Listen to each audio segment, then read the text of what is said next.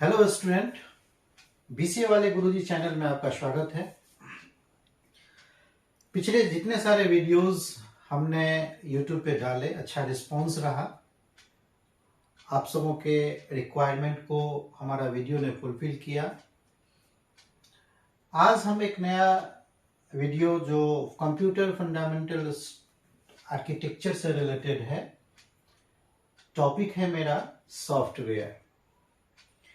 ये टॉपिक बहुत ही पॉपुलर है कंप्यूटर फंडामेंटल के लिए और रियल लाइफ सिचुएशन को समझने के लिए भी। तो आइए हम लोग अपने टॉपिक के बारे में डिस्कस करें। सबसे पहले हम ये समझें कि ये सॉफ्टवेयर होता क्या है। What is software? Very simple, software is a collection of instruction, या फिर आप ये कह सकते हैं software is a collection of program. And what is program? Program is a set of instructions. तो ओवरऑल हम ये कह सकते हैं कि जो सॉफ्टवेयर होता है उसमें बहुत सारे इंस्ट्रक्शंस होते हैं या प्रोग्राम होते हैं। कंप्यूटर में सॉफ्टवेयर को दो कैटेगरी में बांटा गया। There are two types of software, system software and application software. Very simple, system software का मतलब ऐसा सॉफ्टवेयर जिसके बगैर सिस्टम कार्य नहीं करे। इट मीन्स सिस्टम को चलने के लिए उस सॉफ्टवेयर की जरूरत हो ही, ऐसे सॉफ्टवेयर जो होंगे वो सिस्टम सॉफ्टवेयर होंगे, जिसका एग्जाम्पल है हमारा ऑपरेटिंग सिस्टम। ऑपरेटिंग सिस्टम एक ऐसा सिस्टम सॉफ्टवेयर है जिसके बगैर कंप्यूटर हमारा कुछ भी कार्य नहीं करेगा। ऑपरेटिंग सिस्टम के बारे में हम लोग आगे आने वाले वीडियो में देखेंगे। अभी ओवरव्यू हम ये दें, ऑपरेटिंग सिस्टम एक मास्टर प्रोग्राम है जो इंटरेक्ट करता है यूजर और हार्डवेयर के बीच में। और ये देखिए कितना काम करता है, input output management, process management, memory management, file management, सारा काम तो ऑपरेटिंग सिस्टम ही करता है। तो ऑपरेटिंग सिस्टम ओवरऑल लीड करता है, इसीलिए इसको मास्टर ऑपरेटिंग सिस्टम को हम लोग मास्टर प्रोग्राम कहते हैं। Now there are different kinds of operating system, जैसे डॉस, विंडोज, यूनिक्स, ये सारे ऑपरेटिंग सिस्टम हैं।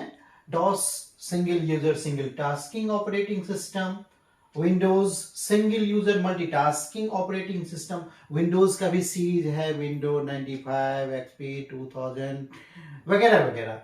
Unix, Linux, Unix multi user multitasking operating system, ये सारे ऑपरेटिंग सिस्टम्स हैं।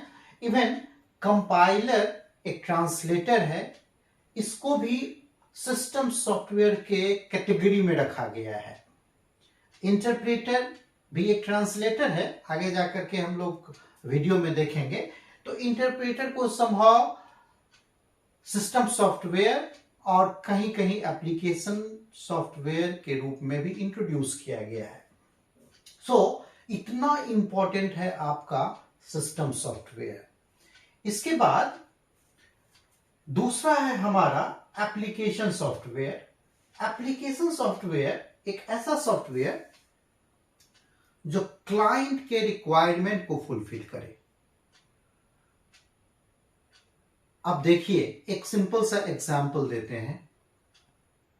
सपोज कीजिए कि हमारी एक छोटी सी कंपनी है सॉफ्टवेयर डेवलपिंग की। हमारे 10 स्टूडेंट हैं जो सॉफ्टवेयर डेवलप करते हैं। किन्हीं ने एक हॉस्पिटल बनाया और हमारे पास आए और वो कहे कि मुझे एक हॉस्पिटल मैनेजमेंट का सॉफ्टवेयर चाहिए। हम बोले ठीक है भाई, चाहिए तो आपको मिल जाएगा, सर्टेन अमाउंट आपको लगेगा।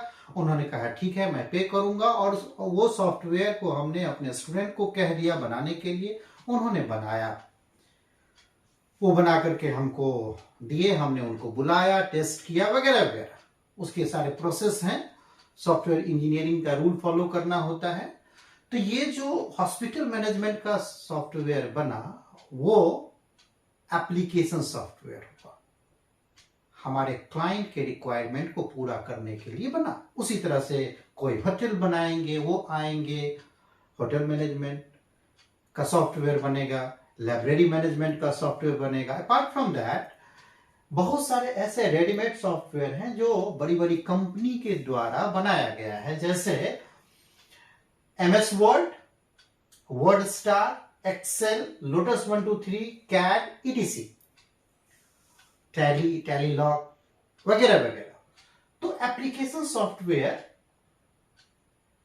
का जो हमने एग्जाम्पल अभी आप लोगों को यहां पे लिखा, MS वर्ड मतलब माइक्रोसॉफ्ट कंपनी के द्वारा बनाया गया एक वर्ड ऑफिस के तहत आता है। इसको हम लोग यूज करते हैं वर्ड प्रोसेसिंग के लिए। क्या यूज करते हैं? वर्ड प्रोसेसिंग के लिए। अब ये वर्ड प्रोसेसिंग को हम एक लाइन में डिफाइन करते हैं। वर्ड प्रोसेसिंग का मतलब जिसमें हम लोग शब्द से रिलेटेड कार्य करें। इट मीन्स कि लेटर डिजाइनिंग करें, उसका ड्राफ्टिंग करें, एप्लीकेशन लिखें वगैरह वगैरह। ये सारे काम हम किस में करते हैं?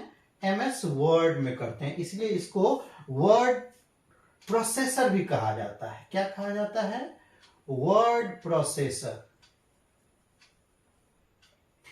अब same nature of job WordStar में भी किया जाता था, आज भी हो रहा है। डिफेंस वाले लोग करते हैं, जैसे मिलिट्री कैंटीन वगैरह में अभी भी वर्ड स्टार यूज होता है। ये भी यूज होता है किस पर्पस के लिए? वर्ड प्रोसेसिंग के लिए। लेकिन दोनों में डिफरेंस ये है कि ये कमांड बेस्ड है।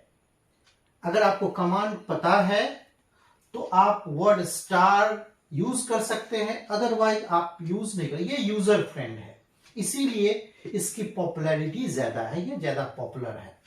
और कोई भी लोग जो सिंपल कंप्यूटर जानते हैं MS वर्ड में काम कर सकते हैं। उसी तरह से MS एक्सेल अकाउंटिंग पर्पस से यूज किया जाता है। आज के डेट में एक्सेल बहुत बड़ा प्लेटफॉर्म हो गया है।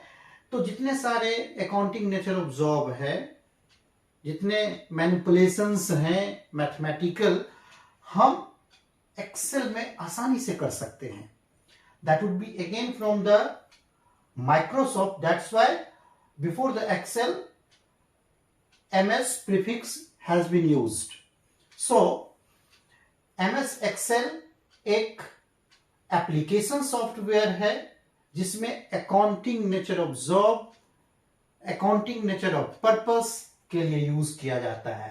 पैरेलली लोटस भी इस्तेमाल किया जाता है, लोटस 123। अब इसकी पॉपुलैरिटी थोड़ी कम गई है क्योंकि इतना ये यूजर फ्रेंड नहीं है। ये प्रोग्राम, ये कमांड बेस्ड है, इसीलिए MS एक्सेल का डिमांड, इसमें और बहुत सारे फॉर्मूलाज वगैरह इंट्रोड्यूस किए गए, क्वेरीज वगैरह डाले जाते हैं, तो इसमें बहुत सारे फैसिलिटीज हैं। बट लोटस भी अकाउंटिंग नेचर ऑफ जॉब के लिए, मैथमेटिकल मैनिपुलेशंस के लिए इस्तेमाल, ग्राफ्स वगैरह के लिए यूज किया जाता है। So both of application softwares have been used for